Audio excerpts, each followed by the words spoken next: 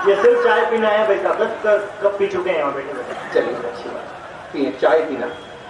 दोस्तों पहले तो मैं आपके थोड़ा तालियों का जोश मुझे अभी तक कम दिखा, मैं आपको एक मौका देता हूँ, मेरा मौका देख ले, मौका अच्छा लगे तो बताना। और मुझे एक शिकायत है, हाँ भाई साहब, अगर मुझे एक शिकायत ये है कि यहाँ पर जितने लोग देखिए कि अपने सारे महत्वपूर्ण काम छोड़कर कविता सुन रहे हैं, लेकिन वो जो 5-7 लोग उधर घर की तरफ चल रहे हैं, सबसे पहले मैं आप सबकी तरफ से 2 पंक्तियां श्रद्धांजलि की उनको देना चाहता हूं जो जा रहे हैं। क्योंकि आपकी तरफ से हैं, इसलिए एक एक व्यक्ति ताली बजाकर उनको जवाब दे मेरी बात सुनने के बाद।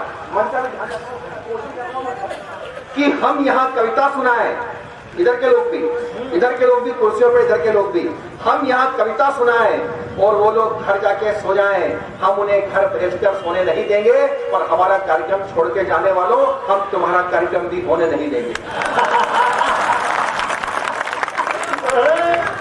बहुत कमाल साहब जो बड़ा शराब है। और ये जब 2 डायनासोर जैसे कैमरे लगे हुए, ये अगर मेरे फोटो खींचे तब तो ठीक, पर मेरे बहाने इन्होंने और कहीं निशाना लगा रखा हो, तो मैं श्रद्धांजलि की 2 पंक्तियां दोनों तीनों को भी देना चाहता हूं। और आपके तालियों में भी जोश मुझे दिखा नहीं है, इसके बावजूद भी अब वो मैं जोश देखना चाहता हूं।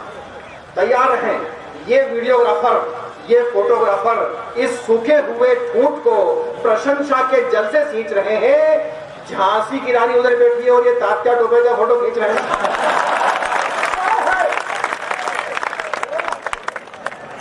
अब देखिए वो 2 लोग 3 लोग और चले, इधर भी चले, अच्छा लगता नहीं है। ये इधर चले तो अंदर चले चाय पीने के लिए, मुझे पता नहीं ये चले कहाँ चले। श्रीमान छोड़कर पका पकाया हलवा, अब आधी रात को घर पर जाकर दिखा पाएंगे जलवा।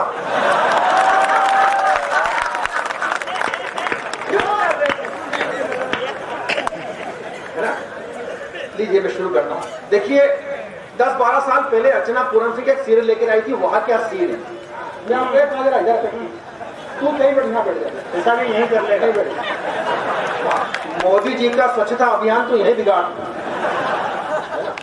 आचार संहिता में 10 बजे के पहले सबका नाम ले सकते हैं। बड़ी बड़ी चुनाव की सभाएं होती है, वो दिन में ही होती है, तो सबका नाम ले सकता है। मैं अर्चना पूरन सिंह लेके आई थी, वहां क्या सीन है मैं आपको मंच से कुछ सीन दिखाता हूँ, कुछ तो आप देख ही रहे हैं।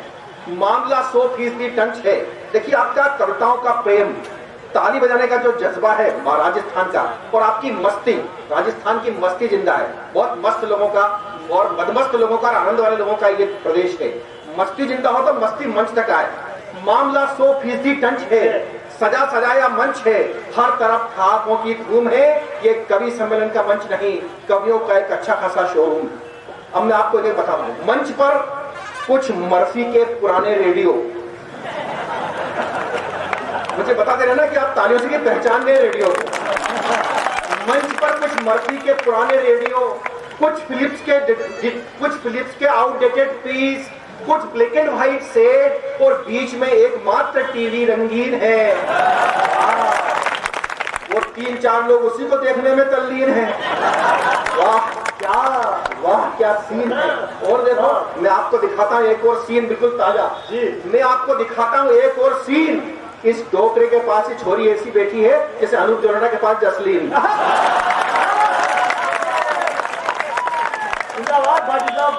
और सारे कवियों ने कविताओं से आपकी तबियत हिला रखी है, और उधर एक श्रीमान ने सीधी सरल रेखा सलोनी राणा से मिला रखी है। हमने 2 पंक्तियों हूं इसको, और समर्थन चाहता हूं पूरे सदन का कि आप में से जिसका ध्यान भी एक ही तरफ प्राप्त हो जाएगा, वो जल्दी ही वीर गति को प्राप्त हो जाएगा। क्योंकि लोग इनके प्रशंसक खसम खास हो जाते हैं, इनकी कविताएं सुनकर कालिदास हो जाते हैं, रात को सुनते समय तो तुलसीदास रहते हैं, और सुबह सब सूरदास हो जाते हैं। तो जिसको सूरदास नहीं बनना है वो एक बार ताली हो जाए मेरी बात पर। और देखिए एक और सीन दिखाता हूँ आपकी मस्ती के लिए। मेरा दावा तो नहीं है, पर मेरा विश्वास है आपको सबको आनंद आएगा।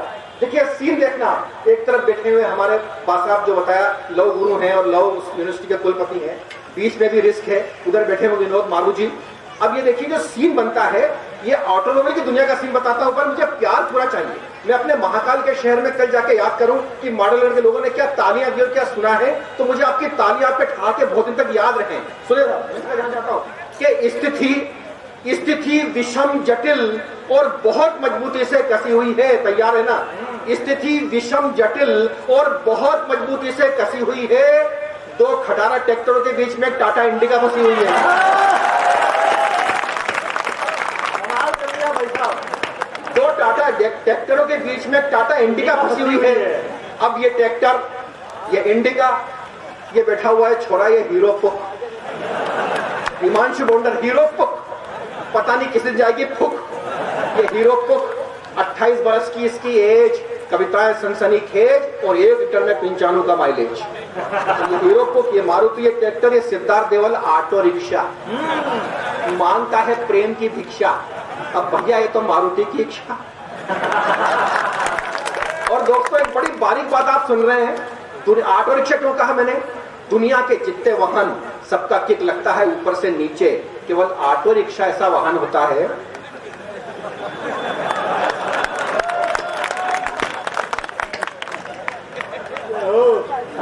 अब देखिए, ये ऑटो रिक्शा, ये मारुति, ये ट्रैक्टर, ये हीरो पुक, गायब है आज हुटर, और ये बैठे हैं राजकुमार बादल, ये बजाज का पुराना स्कूटर। बजाज का पुराना स्कूटर। दोस्तों स्कूटर का गुणधर्म आपको पहुंचाता हूं, और एक बार मस्ती भरी ताली चाहता हूं आपकी। कौन कहता है आदमी 70-80 किलो का हो जाए, 100 किलो का हो जाए तो स्मार्ट नहीं होता है? ये बजाज का वो पुराना स्कूटर है जिसे तब तक टेढ़ा करके सीधा नहीं करोगे स्टार्ट नहीं होता है। और अभी ये एक बार मैं पहले आया था, 8-10 महीने पहले विनोद मारू जी के आए। इनकी पत्नी का जन्मदिन था, तो पति पत्नी का जो संवाद चल रहा था उसका सुने आप। इनकी श्रीमती ने कहा, प्राणनाथ, पिछले जन्मदिन पर आपने मुझे लोहे के पलंग का दिया था उपहार, इस जन्मदिन पर क्या है देने का विचार? तो विनोद मारू बोले, मैं इस जन्मदिन पर उपहार देने के सारे रिकॉर्ड तोड़ने वाला हूँ। पिछली बार लोहे का पलंग दिया था, इस बार उसमें करंट छोड़ने वाला हूँ। इस तरह कई बातें हो जाएगा। मैं आपको देखिए, मैं आपको मेरे तरीके की कविता सुनाता हूँ। एक बात है जो पुरानी है, पर सिद्धार्थ में मैंने उसको नया स्वरूप दिया। मैं नौकरी करता हूँ साहब LIC में डेवलपमेंट अफसर हूँ, विकास अधिकारी। हमारे जो क्षेत्रीय कार्यालय है उसमें 72 लोगों का स्टाफ, 72, और हमारे जो 72 लोगों में 22 है महिलाएं, लेडीज, महिला कर्मचारी, और जो प्यून है उसका नाम है प्राणनाथ। अब सोच के देखिए कितनी मुश्किल, प्राणनाथ पानी पिलाना, आनंद लेना, प्राणनाथ पानी पिलाना, प्राणनाथ जरा साहब से चेक पर साइन करवा के लिए आओ, प्राणनाथ रेक में से फाइल निकाल देना। तो 22 महिलाएं आपत्ति दर्ज करने के लिए पहुंच गई ब्रांच मैनेजर के पास, शाखा प्रबंधक के पास। वो एक सिंधी व्यक्ति है, उनका नाम है प्रदीप कुमार गिरनानी। लोग उनको प्यार से शॉर्ट में बोलते हैं PK गिरनानी। शब्द की करामात है, वाह भाई साहब। PK गिरनानी से मामला नहीं सुलझा, तो उन्होंने अपने जूनियर ऑफिसर को फोन लगाया, उनका नाम पंकज कुमार भगनानी। 2 होगा, एक तो PK गिरनानी, एक PK भगनानी। तो उन्होंने बोला मसला तगड़ा है, सेंट्रल ऑफिस बात करो बड़े बॉस से। बड़े बॉस को फोन लगाया, उनका नाम पीयूष कुमार मरे।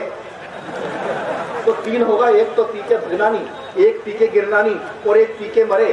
तीनों ने बोला बिल्कुल सही बात, ये 22 महिलाएं इस शाखा प्रबंधक इस प्राणनाथ को प्राणनाथ के नाम से नहीं बोलेंगी। ऐसा इसलिए भी कि लंच के समय इनके वास्तविक प्राणनाथ जाएंगे तो इनके प्राण निकाल देंगे। इसको सरनेम से बुलाया जाएगा, इसका पूरा नाम पूछो, भाई तुम्हारा पूरा नाम क्या है? उस गरीब ने कहा मेरा पूरा नाम है प्राणनाथ स्वामी। तो इससे जो खतरनाक हो गई, जो प्राणनाथ थे वो स्वामी हो गए, स्वामी पानी पिलाना। बोले फिर पहुंच गए, ना नाम ना सरनेम, घर का कोई प्यार का नाम है? बोले बिल्कुल है, साजन। तो जो 22 महिलाएं थी उनकी अध्यक्षता थी श्रीमती सजनी। वो बोले अरे मैं सजनी और इसको बोलूं साजन तो मेरा पति हो जाए छोटा राजन। और कोई नाम है जो बचपन में यार दोस्त बोला करते थे? बोले बिल्कुल है, बलमा। तो चीख पड़ी सचिव सलमा। बोले मैं बलमा, मैं सलमा और इसको बोलूं बलमा, वो भी बिना पढ़वाए कलमा। बोले बहुत खतरनाक आदमी, बहुत खतरनाक आदमी है, इसको नौकरी से निकालो। हमने सुना इसका एक बड़ा भाई इसको नौकरी पर रखेंगे। बड़े भाई का नाम क्या है? उस गरीब ने कहा पतिराम। और देखो आनंद लेना दोस्तों, निकाल के लाया बात। बोले पतिराम भैया भी नहीं चलेंगे, छोटा भाई है? बोले बिल्कुल है, यदि आपको पतिराम भैया पसंद नहीं है तो मैं छोटे सैया प्रसाद को भिजवा देता हूँ। अरे बोले तुम कहाँ रहते हो? बोले प्रीतम नगर, प्रीतम नगर की खसम कॉलोनी। हालांकि मैं सनम बोलता हूँ, सनम कॉलोनी। अरे और कहाँ, बोले पिया डेयरी के पीछे, महबूब वाटर चक्की के पास। बोले तुम्हारे पिताजी को बच्चों के कॉलोनी के डेयरी के और कोई नाम नहीं सूझे? बोले कैसे सूझते साहब, उनका खुद का ही नाम था शोहर सिंह। और आखिरी बात पर मुझे थोड़ा सा आनंद देना, तो मैं आपको और अच्छी हास्य कविता सुनाता हूँ, कविता सुनाता हूँ। इसका मतलब गलती तुम्हारे पिताजी से प्रारंभ नहीं हुई है, गलती तुम्हारे दादा से प्रारंभ हुई होगी। उसने कहा क्या करें साहब, स्वर्गीय सुहाग मल जी को हमने कभी देखा ही नहीं। और दोस्तों, हमारा जो ये मध्य प्रदेश और आपका राजस्थान, ये नारियों का सम्मान करने वाला प्रदेश है। मैं आपको एक बात सुनाता हूं बहुत अच्छी। जब आप मेरे उज्जैन से इंदौर 55 किलोमीटर है, 32 सीटर बस चलती है। उसमें एक बार 22 सवारी बैठ गई, 10 स्थान खाली। 10 स्थान खाली। लोग क्या करते हैं, स्वभाव का सीट रोक लेते हैं। कोई रख देता है रुमाल, कोई रख देता है सूटकेस, कोई पंछा, कोई अखबार, कोई पानी की बोतल, कि अपनी कोई पहचान की सवारी आएगी, दोस्त को बिठा लेंगे। एक 75 साल की बुढ़िया चढ़ती है उस बस में, जहां बैठने जाए, नहीं मां साहब वो शर्मा जी आने वाले हैं, किसी का वर्मा जी आने वाले हैं, किसी का सिद्धार्थ आने वाले हैं, किसी का राजकुमार आने वाले हैं। और हम जो कहते हैं कि नारियों का सम्मान करते हैं, उस 75 साल की बुढ़िया को किसी ने नहीं बिठाया। ड्राइवर को आया तरस, ड्राइवर ने बोला मज इधर आओ, और तरस खा के ड्राइवर ने उस 75 साल की गरीब बुढ़िया को गर्मा गर्म बोनेट पे बिठा दिया। अब बेचारी बुढ़िया बैठी बोनेट पे, बस आगे चली, किसी ने हाथ दिया तो उसमें 25 साल की सुंदर युवती चढ़ी। अब देखिए आप पुरुष मानसिकता, आ जाइए मैडम, बहुत जगह रखी हुई है। लोगों ने पानी, जहां बैठे थे वहां से खड़े हो गए, पानी पीने के बहाने बिस्तरी उठा ली, पढ़ने के बहाने अखबार, और हाथ पहुंचने के बहाने रुमाल उठा लिया। लेकिन दोस्तों, आप सब जानते हैं, नारियां लड़कियां संस्कारवान होती है, वो कहीं नहीं बैठी, चुपचाप जाके बस के कोने में खड़ी हो गई। तो जब बोनेट में बैठी थी बुढ़िया, उसके मन में उठा भूकंप, वहीं से पिघला लावा और दर की चट्टाने, और वो बोली बैठ जा कहीं नहीं बैठ जा, 25 साल बाद तो तेरे को भी बोनेट पे ही बैठना है। तो दोस्तों, मैं एक कविता तक पहुंचने का वैसे मेरा मन है, कमाल कर रहे हो भाई साहब, मजा आ गया। एक कविता तक पहुंचने का मेरा मन है। लोग गलत बोलते हैं। मैं एक बात को, एक भूमिका सुना दूं तो लग जाएगा कि ये कविता सुनाने लायक मैं आपको हो गया। लोग गलत बोलते हैं कि पुलिस रिश्वत लेती है। मैं इस बात का घनघोर विरोध करता हूं।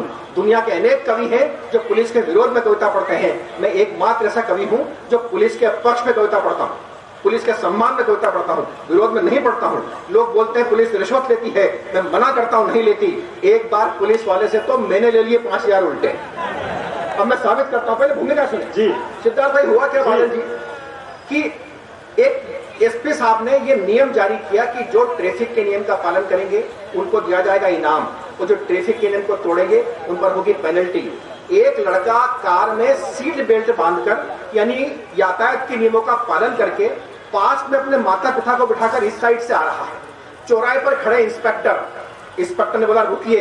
लड़का बोलता है क्यों श्रीमान, हमने आपको इसलिए रोका कि हम आपको इनाम दे सकें। लड़का बोला ठीक है दीजिए।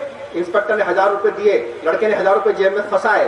तो इंस्पेक्टर ने प्रश्न किया, तुम ये बताओ कि तुम इन 1000 रुपए का करोगे क्या? लड़का बोलता है मैं इन 1000 रुपए से लर्निंग लाइसेंस बनवाऊंगा। हाँ, ताली बजा के बताया कि बात आपको बड़ी कमी मत करें, रोज बना। देखिए ये चल रहा है, ये नियम का पालन हो रहा है। पास में बैठे थे पिताजी ने बोला इंस्पेक्टर इसकी बात का भरोसा मत करना, एक तो ये दारू पी के झूठ बोलता है। हाँ, ये दूसरा नियम। और इसको रतौंध आती है, रात को 7 बजे बाद दिखता ही नहीं है। और माँ की बात पर एक एक व्यक्ति खिल जाएगा। मेरा दावा तो नहीं, मेरा विश्वास है। माँ ने कहा मैंने तुम दोनों को बोला था ना कि अपन चोरी की कार से बहुत दूर तक जा नहीं पाएंगे। तो दोस्तों हुआ क्या, पुलिस रिश्वत नहीं लेती, मैंने ली। हुआ क्या, उज्जैन के घंटाघर चौराहे पर मैंने अपनी करी कार रॉन्ग साइड पार्क। एक पुलिस वाला आया, चालान बनेगा। मैंने कहा हाँ गलती हो गई है, तो आपका जो न्यूनतम शुल्क है 440 रुपीज, 440 रुपए, उसके आप एक चालान बुक रसीद बना दीजिए। बोले नहीं, रुपए लगेंगे 5000। अब बादल साहब, मैंने आज तक कभी नहीं देखा मारू जी के 5000 लगते हैं, बता रहा। लेकिन पुलिस वाले अड़ जाए तो किसकी मानने वाले। मैंने सोचा कि चलो ठीक है, मैं काम मेरी कवि और कविता वाली बुद्धि से लेता हूं। तो मैंने सोच लिया मुझे क्या बोलना है। मैंने कहा ठीक है, बिल्कुल नए तेवर की कविता है, आप आनंद देंगे तो आपको आनंद कविता खुद देगी। मैंने कहा ठीक है, हम आपको 5000 देंगे, लेकिन आपको इस चालान बुक पर मेरा नाम लिखना पड़ेगा, सही हिंदी में है। उसने कहा लिख लेंगे, मैंने 2 बार खड़ी पक्की की, नहीं लिख पाएंगे। उसने कहा लिख लेंगे, मैंने कहा नहीं लिख पाएंगे। उसने कहा लिख लेंगे, मैंने कहा लिख, मेरा नाम प्रद्युम्न प्रांजल। वो पेन रखे और उठाए, पेन रखे और उठाए, पर भगवान की सौगंध लिख नहीं पाए। बोले बहुत कठिन नाम, अपने बाप का नाम बताओ। मैंने कहा तुम मेरा तो लिख नहीं पा रहा है। पिताजी का लिख लेगा? बोले हाँ लिख लेंगे। मैंने फिर 2 बार खड़ी पक्की की, नहीं लिख पाएंगे। उसे लिख लेंगे, थोड़ा आनंद लेना और आनंद लेना, नहीं लिख पाएंगे। उसने कहा लिख लेंगे। मैंने कहा लिख, मेरा प्रद्युम्न। पिताजी का लिख, द्रुमदर्दष्ट दुम्न। हाथ में लाठी थी वो कसी। मुझे लगा कि 7-8 टिका बिना भाई साहब को मोक्ष प्राप्त नहीं होगा। तो मैंने उनको ठंडा करने गरज से कहा भैया हमारे घर में एक 82 बरस के दादाजी हैं, उन्होंने हम बाप बेटों के कठिन नाम रखकर हमारे परिवार को मुश्किल में डाल दिया है। किंतु जैसे बोला किंतु तो मुस्कुराया, सोचा सरल नाम आया। उसने लाठी से हाथ हटाया, पेन उठाया, तो मैंने उसको लिखा है लिख मेरा प्रद्युम्न। पिताजी का लिख द्रुमदर्ष्टुम्न, दादाजी का लिख वक्रतुंड येदुरप्पा वेल्ली रायडू। बोले काम तुम्हारे दादाजी का नहीं है, जरूर तुम्हारे कोई कुल गुरु हैं, उनके नाम बता दे।